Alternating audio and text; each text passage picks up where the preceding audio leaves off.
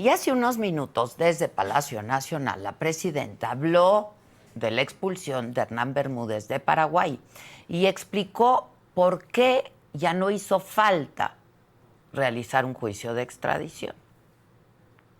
Ya no hizo falta el juicio de extradición porque esta persona entró de manera ilegal a Paraguay y cometió una serie de delitos en Paraguay. Entonces las autoridades paraguayas decidieron expulsarlo.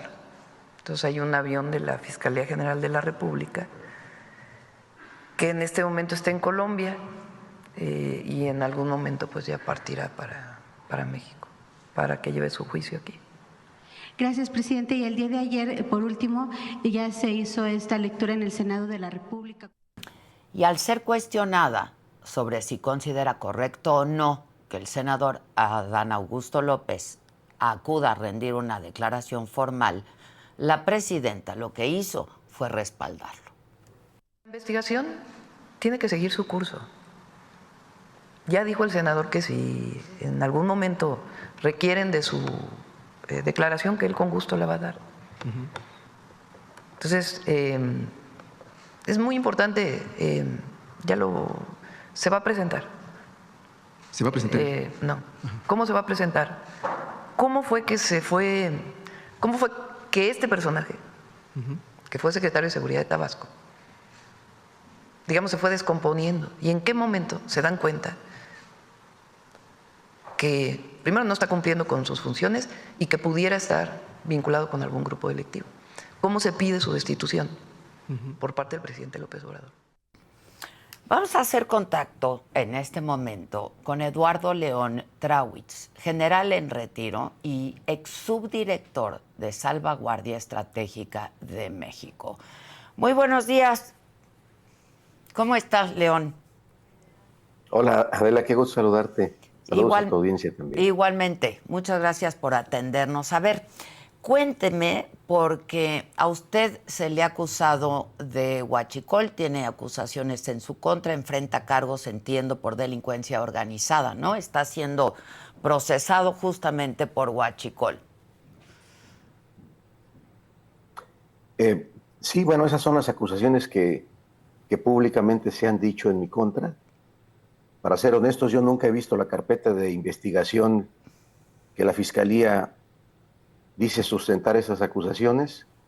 Hace unas semanas gané un amparo porque la fiscal a cargo del caso, Reina Isabel Pérez, se negó a dar la carpeta de investigación a mis abogados durante varios años, y lo único que sé formalmente es porque aquí en Canadá se recibió un resumen de esta carpeta de investigación que efectivamente me incrimina con grupos que robaban gasolina en México y que yo lo permitía. Es el resumen. Ya. Ahora, ¿usted ya vivía allá en Canadá y mandan el resumen solicitando su extradición? Si tú recuerdas, Adela, es público que el día 8 de enero del 2019 el presidente López Obrador, en aquel entonces, me acusó desde el púlpito de las mañaneras. Ahora lo digo abiertamente, de una manera cobarde, porque sin pruebas, sin evidencias, pues me difamó y me calumnió y me acusó, ¿verdad? Ordenó en ese instante pues que se viniera la presión del Estado para encarcelarme, inventando delitos que no existen. Entonces, ante esta embestida, pues tomé la decisión de solicitar un refugio en Canadá para poder llevar en libertad mi defensa. Porque incluso, como todos saben, después de que México solicita mi extradición, la policía de Canadá me lleva a prisión para que pueda estar llevando mi juicio en prisión, ¿verdad? Porque la fiscalía local argumentaba que yo era un riesgo de fuga, que era un delincuente peligroso, y eso aquí en Canadá pues fue muy mal visto por las esferas de abogados, etcétera. Y 3 meses después, un juez me dio la libertad para llevar mi juicio en esta situación, bajo medidas cautelares. Ya. ¿Cuáles son estas medidas cautelares? León? El juez me autorizó la libertad condicional pagando una fianza, portando un dispositivo electrónico que me permite al gobierno monitorearme las 24 horas. No puedo salir de la provincia de la Columbia Británica y tengo que estar en mi casa de las 11 de la noche a las 6 de la mañana. Ya. Y así También ha tengo que vivido... reportarme 2 veces a la semana con un supervisor que da seguimiento al cumplimiento de estas instrucciones del juez. Y así ha vivido los últimos años. Así es. ¿Y por qué le han negado a sus abogados el acceso a la carpeta de investigación, León? Han dado argumentos absurdos, o los dieron. Afortunadamente, te digo, ya tengo un fallo que me ampara para que reciban la carpeta. Argumentaban de que la carta que yo les envié, porque hice un escrito notarial en el cual yo aceptaba a estas personas como mis abogados y que a través de ellos quería enterarme de qué me acusa el Estado mexicano, ¿no? Y esta fiscal decía que era un documento falso, que ella no podía confiar que esto fuera cierto, ¿no? Ya. ¿Y qué dice usted a estas acusaciones? Pues lo que he dicho, Adela, siempre, yo y mis compañeros de armas somos inocentes. Durante el tiempo que estuvimos en Petróleos Mexicanos, lo único que hicimos todos los días fue evitar el robo de hidrocarburos en el Sistema Nacional de Ductos, que es la responsabilidad principal de la Subdirección de Salvaguardia Estratégica. En aquel tiempo había un proceso de integración entre todas las compañías productivas del Estado para que la seguridad de la empresa fuera integral, porque hasta donde entiendo hoy en día cada una de estas empresas productivas tiene sus propias subdirecciones de seguridad. Entonces la seguridad está fragmentada en la empresa, no existe como tal de manera unificada, y ese era el proyecto de la subdirección. Sin embargo, nos quedamos, como siempre ha sido, cuidando los ductos en coordinación con el Ejército y con la Armada de México. Entonces, León, usted argumenta que las acusaciones tienen los señalamientos contra usted un tinte político. Pues es evidente que así es, Adela, porque desde el inicio toda la cargada de medios de comunicación, tanto pagados como no pagados, porque, les soy honesto, nos utilizaron a todos. En aquel momento, si viajamos un poco al 8 de enero del 2019, considero que después de haber visto estos 6 años de mañaneras, pues yo fui el primer crucificado en los medios de comunicación desde la mañanera. Desde ahí se giró la orden de que se me llevara a prisión, de que se me armaran carpetas, de que se congelaran mis cuentas, etc. Y siempre argumentaban de que yo era muy cercano al presidente Peña Nieto. Que sí lo fue. Eso era Pues yo le he dicho, Adela, que fui cercano desde un punto de vista institucional como servidor público. Yo llegué a colaborar con su gobierno en el Estado de México a través de autorizaciones que daba la Secretaría de la Defensa Nacional. En aquel momento era el gobernador del Estado de México, cuando yo inicié mi trabajo en la ayudantía. Él no pintaba, sus intenciones no pintaban, o las aspiraciones no daban para lo que fue después. Entonces se dieron las cosas, y tú sabes que cuando andas entre las patas de los caballos, pues puedes salir lastimado, ¿no? Pero, ¿por qué en todo caso el expresidente López Obrador se iría contra usted y contra sus compañeros? Si tú recuerdas, de ese 8 en enero, mejor dicho, todo enero del 2019, una crisis muy grave de desabasto de gasolina. Sí, sí. El argumento fue que habían cerrado los ductos para combatir el huachicol. Entonces, pues, todo les cuadraba para que una ficha de tabla media, que era el responsable de la salvaguardia y de la seguridad de los ductos, pues lo culparan del robo de hidrocarburos. Y esto lo sustentaron y lo manipularon a través de una declaración de un agente que me acusó de abuso laboral, porque él decía en sus acusaciones que yo lo obligaba, junto con otros, a inhabilitar, a desarticular y a destruir válvulas ilegales en los ductos. Algo que fue cierto, Yo nunca lo he negado. Había un protocolo, un plan Casamata que estaba a cargo de este oficial y que fue 100% efectivo. Fue autorizado por los directivos de la empresa, era de su conocimiento, funcionó perfectamente bien hasta que a este propio oficial, un grupo del crimen organizado, lo detuvo e intentaron asesinarlo ahí en el derecho de vía.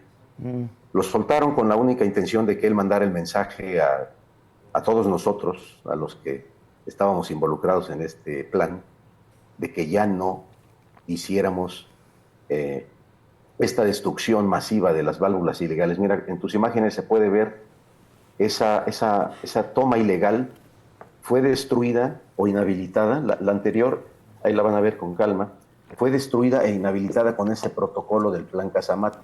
Las mangueras de alta presión ya no se pueden colocar en estas válvulas ilegales por el simple hecho de que ya está destruido el anillo que contiene la cuerda hembra, ¿verdad? Y ahí pueden ver también dos cortes, se alcanza a ver dos cortes, dos circunferencias de dos protecciones que ponía el sindicato de Pemex y que fueron violadas.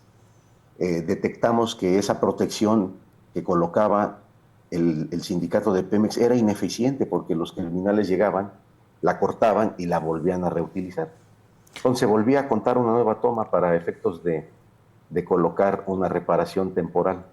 Por eso es que había tantas tomas ilegales. Ya, entonces efectivamente usted y algunos de sus compañeros sí rompían estas válvulas ilegales, las desactivaban pues, pero eran ilegales para acabar con el robo de combustible. Es algo de sentido común, Adela, pero como dicen por ahí, el sentido común es el menos común de todos los sentidos. Ya. Afortunadamente estas imágenes aquí pues han permitido, con la congruencia del caso y con la explicación detallada, decir qué es realmente lo que estábamos haciendo. Estábamos evitando el robo.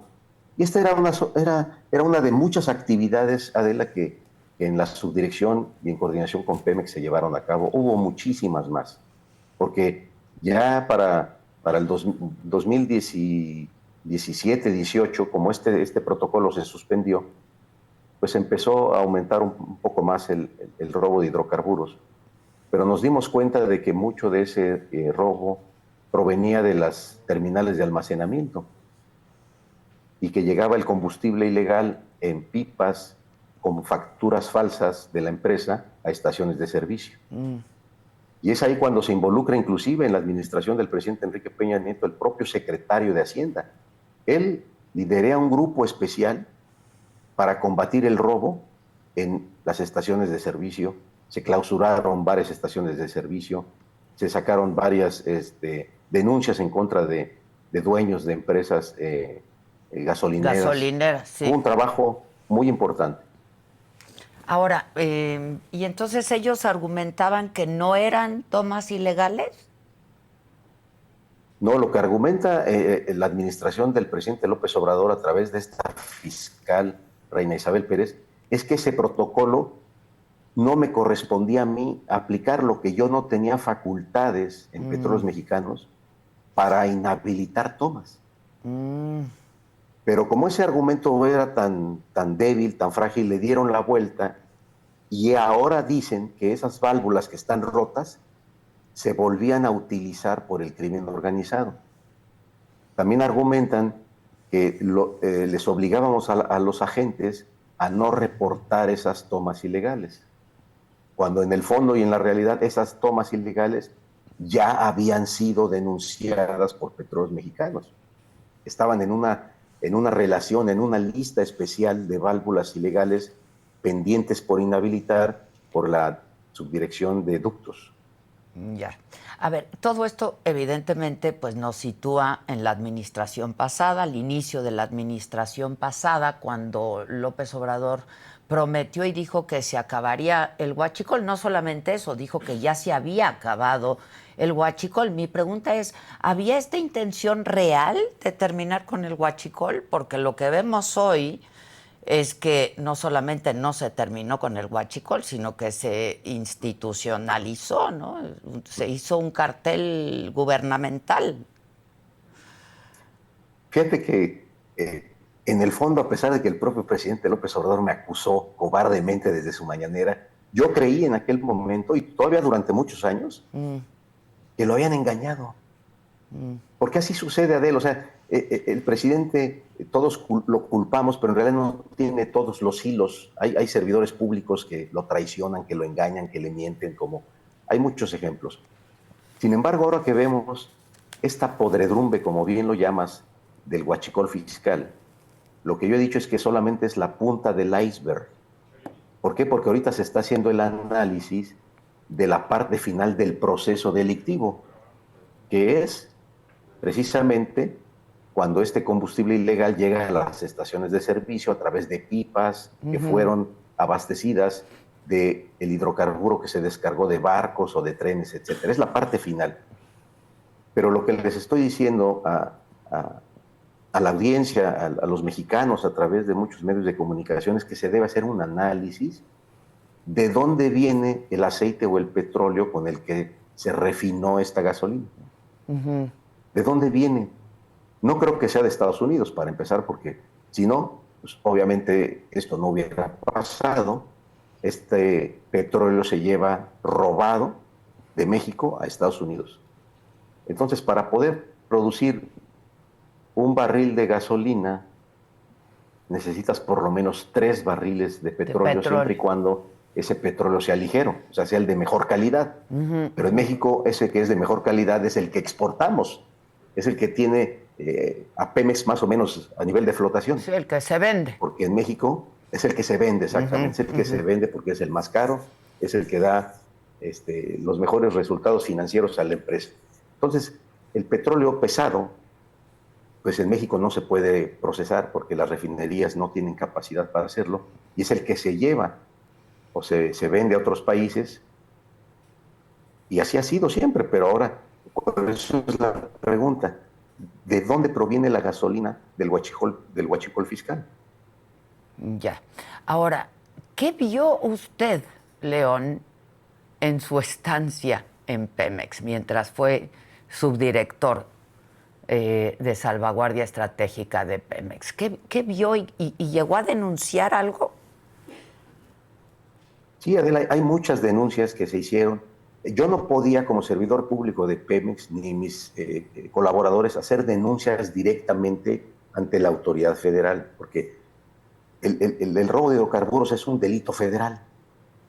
Entonces yo no podía hacerlo, tenía que hacer todo siempre a través de Petróleos Mexicanos. Mi contrato en Pemex me obligaba siempre a rendirle cuentas e informe a mi inmediato superior, al director de administración. Siempre se hizo de esa manera, y así sucesivamente, como en un sistema militarizado, ¿no? Se hizo todo lo posible por evitar el saqueo de la empresa, que era muy grande en esa época, porque no nada más se estaban robando el combustible de los ductos aparentemente, sino también pues, se robaban partes y componentes de la industria petrolera en Tabasco, en los pozos de tierra, hasta en las plataformas.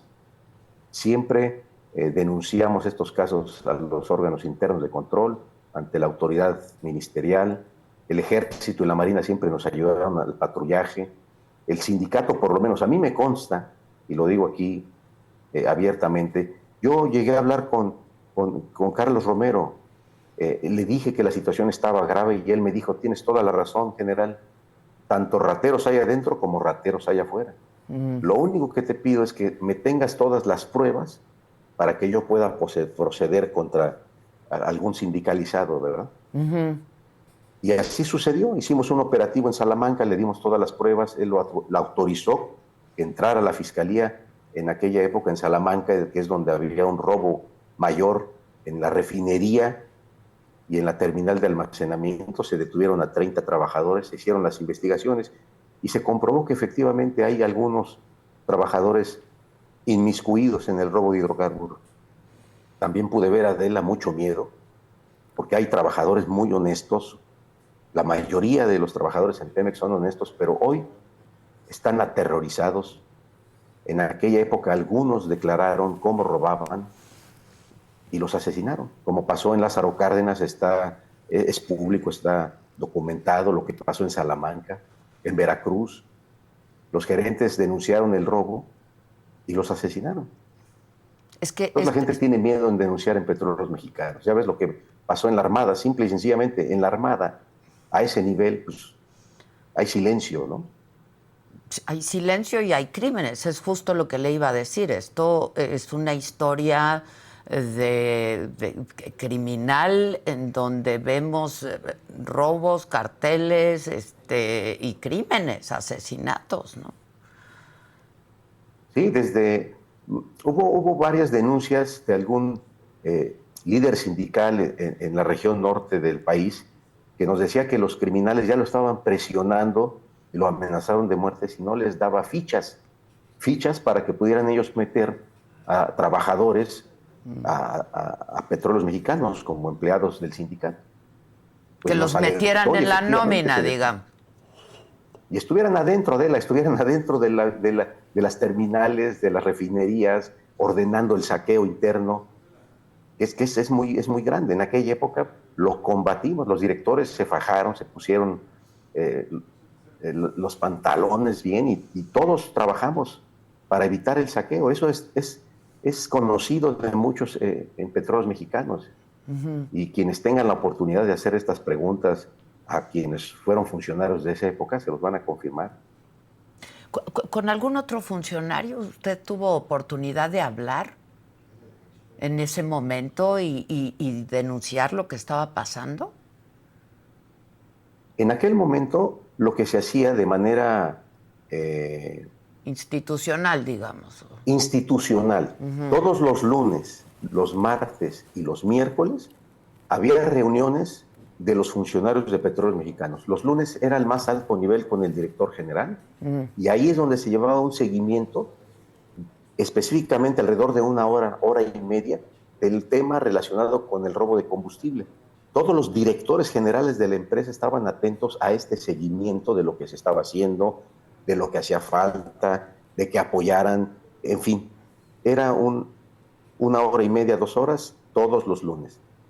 Los martes, los subdirectores, y los miércoles con gerentes también nos reuníamos para dar seguimiento a esos acuerdos. Uh-huh. Cuando llega Pepe Toño González Anaya como director, se integra un grupo adicional los lunes en la noche con el secretario de Hacienda para precisamente combatir este robo masivo en las estaciones de servicio que compraban combustible ilegal. Porque, como tú sabes, hasta donde yo recuerdo, en esa época Pemex era la única empresa que podía proveer de gasolinas y diésel a las estaciones de servicio.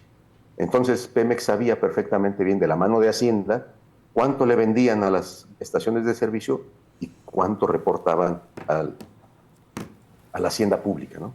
Sí. ¿Y con Rocío Nale se acercó en algún momento?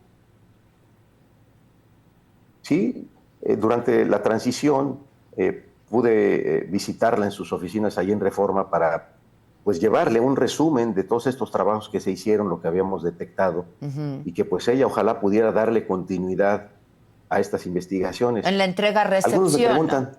En sí, la entrega-recepción, sí, digamos. Le entregué un legajo de aproximadamente 300 páginas en donde venían informes muy importantes de los lugares y el modus operandi de estos grupos criminales.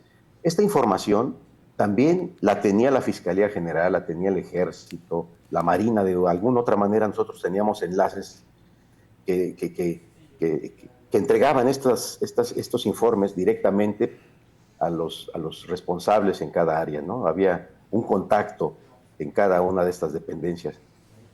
Lo desafortunado, y en aquella época había mucha desesperación, es que los trámites y los procesos judiciales, las investigaciones eran muy lentas, Adela, porque en aquella época robar combustible no era un delito grave. Entonces eso todavía retrasaba más las cosas, ¿no? Sí, claro. Y no había peritos o primeros respondientes especializados en el robo de hidrocarburos, que es otra de las deficiencias que yo puedo ver hasta hoy en día. No sé si sea intencional o no. Yo a María de los Ángeles Fromo, cuando estuvo como encargada de la transición al nuevo sistema penal acusatorio, la fui a visitar y le dije que por favor considerara como primeros respondientes a los agentes de salvaguardia estratégica de Petróleos Mexicanos en temas y delitos relacionados con el robo de hidrocarburos, porque ellos tienen mucha experiencia, tienen un lenguaje técnico, conocen los procesos y pueden ayudar a combatir el fenómeno, pero pues no pasó nada. Entonces no hubo voluntad. Ahora, ¿qué es lo que ve ahora usted, León, en esta administración? Pues que todos estos vacíos que la propia empresa Petróleos Mexicanos no pudo subsanar y que estuvo combatiendo y que por lo menos se mantuvo una estabilidad respecto al saqueo, pues fueron analizados por alguien y fueron maximizados para poder efectuar este robo multimillonario de hidrocarburos, ¿verdad? ¿Por qué? Porque esto no se puede entender, Adela, si no hay personas involucradas desde el gobierno en Petróleos Mexicanos y otras autoridades al más alto nivel. Porque como tú bien lo dijiste, ¿quién paga contratos? ¿Quién hace contratos? Sí, claro. ¿Quién licita, por ejemplo, la transportación marítima o ferroviaria o por tierra de estos grandes componentes que transportan la gasolina y previamente, como lo he comentado, el petróleo o el aceite? Tiene que moverse, no nada más se mueven los ductos, tienes que sacarlos de los ductos en algún momento y tienes que llevarlo a refinar. Es que es un crimen complicado, ¿no? Hay que crear empresas, contratar barcos, trenes, pipas, hacer contratos, tramitar permisos, en fin. Y me parece que lo relevante también en este caso, más allá de esto que conocemos, es la implicación a gente muy cercana, al círculo más cercano al expresidente López Obrador, ¿no? Y la implicación de la Marina. Pues que es público qué funciones, qué cargos desempeñaron en ese momento, ¿no?, de la administración anterior. El director de Pemex, por ejemplo, es incuestionable que él debe estar enterado de todo esto, ¿no? Ya sea que lo hayan engañado, porque a lo mejor lo engañaron, así sucede. Oye, mira, ordenó fulanito que hagas esto, ordenó su talito, ya sabe, sí, ya sabe. Y él lo hacía. No estoy diciendo que él sea parte consciente del grupo criminal, pero de que él sabía que se estaban llevando grandes cantidades de hidrocarburo hacia Estados Unidos para ser refinado, estoy seguro que él lo sabía. O el director de Pemex Exploración, que es el responsable de la extracción, o el director de logística, que es el responsable del movimiento en los barcos, en los trenes y en los autotanques. A esos niveles directivos debe estar enterado el funcionario que ocupó un puesto en aquel momento. Te estoy diciendo que fueron 6 años. Hay información de personas que aún me contactan que este saqueo masivo se lleva a cabo desde hace 6 años. ¿Y usted cree que se va a llegar hasta sus últimas consecuencias y tan alto como se tenga que llegar, como dijo la presidenta? Si le echan ganas, así como le echaron ganas en mi caso, de que en unos días armaron la carpeta y me acusaron y me llevaron a prisión, igual que a mis hermanos de armas, que estuvieron, Adela, más de 5 años en prisión preventiva, sin un juicio ni una sentencia, y hace unos meses los condenaron a uno de ellos al máximo 31 años, sin ninguna prueba. Ahí están los testimonios, afortunadamente, con el nuevo sistema penal acusatorio, del abuso de poder de los jueces de consigna, de los fiscales que llevaron el caso amenazando a los testigos previo al juicio. Es un escándalo judicial tan severo. Y yo espero y tengo fe en que ahora con la apelación que ellos hagan puedan salir muy pronto a un tribunal colegiado, porque es criminal lo que están haciendo. Ya es un tema de humanidad.